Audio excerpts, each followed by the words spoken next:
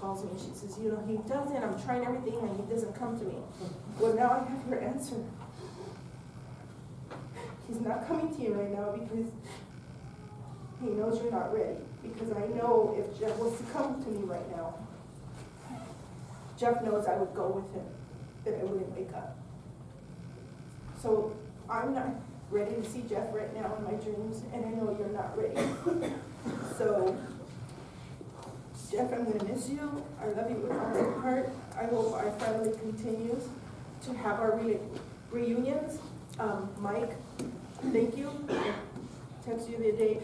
Everybody that's at Cuevas, can you please raise your hand? Everybody that are cousin of Cuevas in this room, can you please raise your hand? Mike, and there's some outside. Mike, I just want you to know, these are all your family members.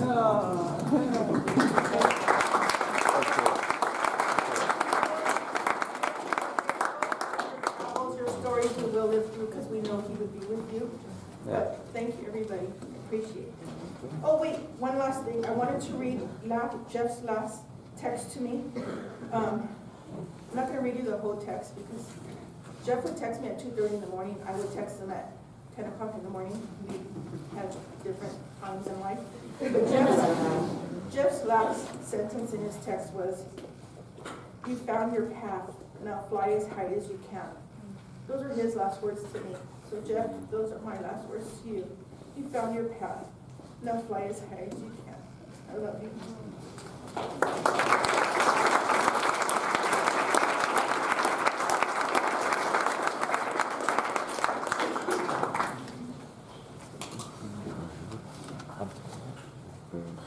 I'm trying to keep it together here too. Is there anybody else?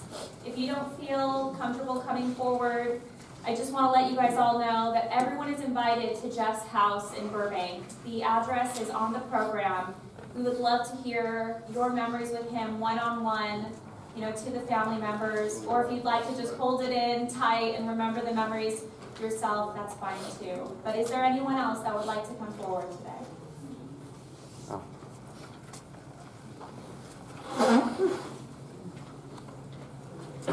My name is Glenn Raines, and many years ago I started this crazy hard hiking and backpacking group. It's a gay group in Southern California, and this group was hard. I mean, I'm not talking, you know, an easy 6 miles hike or whatever. We did at least 10 miles for any of our trips. They're all rated strenuous and above. And Jeff was one of the first few members of this group. He was an incredible athlete. I mean, this guy was strong. Not only was he strong, but he was fast. We'd be hiking along PTD, and he would just pass us up. And you know, these are some really fast hikers in this group. And we finally get down to the trailhead, and he'd be there on a chair, just like napping away or sipping on a beer or whatever. I mean, this guy was just amazing. He also was a great leader. I mean, there was this one trip where we were going down a trail, there was a wall of bushes on each side, and there was a rattlesnake right there, and our whole group was just held up. He goes over there with a stick and picks up the rattlesnake. The rattlesnake going to town and, you know, throws it into the bushes. And so we were able to keep going with that. He was also an amazing steward of the wilderness too. I mean, nobody told him to do this, but he would, you know, get a garbage bag and in some of these backpack trips, pick up trash that people would leave along the trail. And as a backpacker, you want to try to keep your weight as low as possible. You know, he didn't care. You know, he was cleaning up the wilderness. I mean, that's memories like that just really get to me. One of the things too, as a leader in Perfect Pace, we ran into some really tricky situations where people would get lost or they wouldn't show up at the designated time, and you know, so you know, Mike would know this. We'd have to start making decisions on what to do. We'd send out a search party or whatever. And there have been many times that I would go to Jeff because he's a great judge of situation, a great judge of character, and knowing what to do next in a situation like this. And I could always just go to him for some great advice of how to handle these situations. So Jeff is just a really amazing guy, and I just really want to thank him for being him, and I celebrate him. I celebrate his life. He's a reminder to me as well to just live life to the fullest every day. And so thank you, Jeff.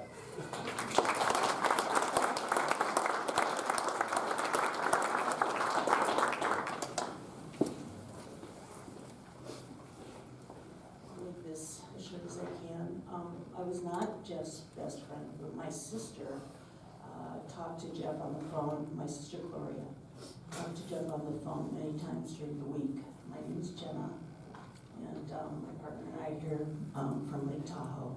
And I consider myself a very good friend of Jeff's because it wasn't the amount of time that I spent with him, but it was the nature of our conversations that I remember when he first told me what he was dealing with cancer.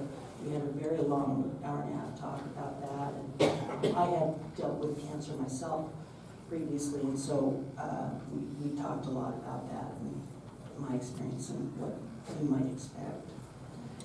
I will say that there were some times that we wanted to surprise my sister who lives in Bend, Oregon, for her 70th birthday. There's a 23-year age difference, but apparently they've been friends since he was 24, because I remember seeing Jeff at 24.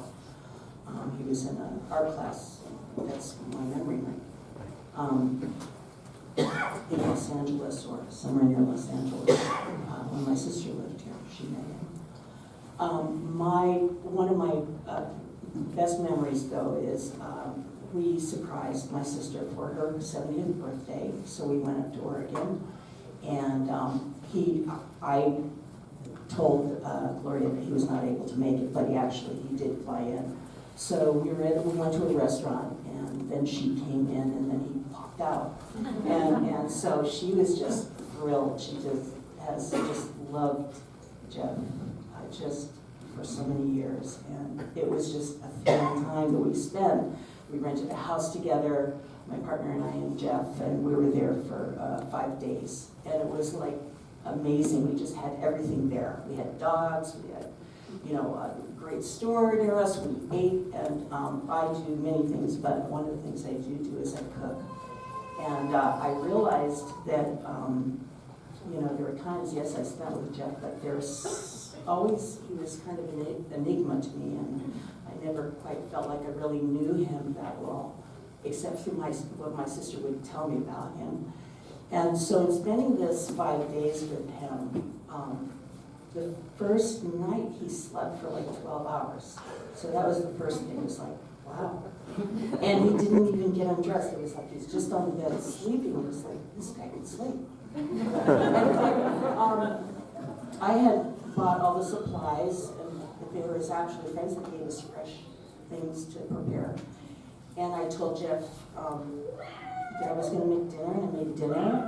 And he sat down, and he immediately grabbed this big salad that I made and started eating. No one else was eating, and we were just like watching him.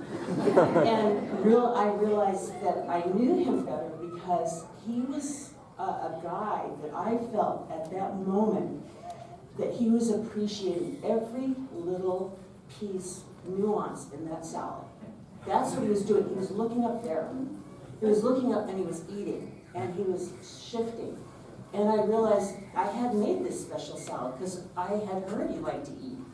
And so I realized that with every little thing at that moment, he was present.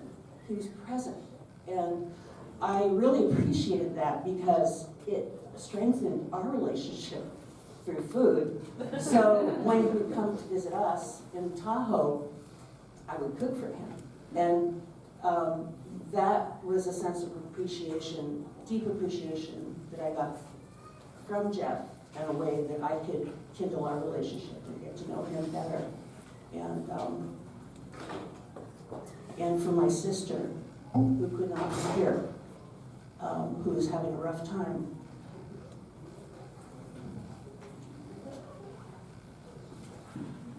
and it's hard for me to see her go through this. I thank him for every moment that he was able to share with her. Thank you.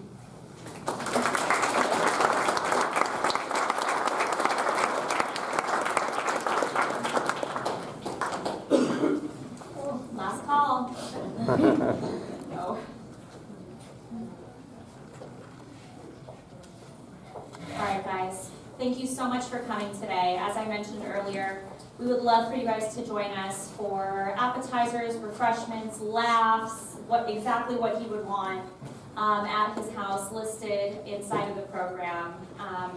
We'd love to see you there. And a couple other things I'd like to point out in that back corner over there.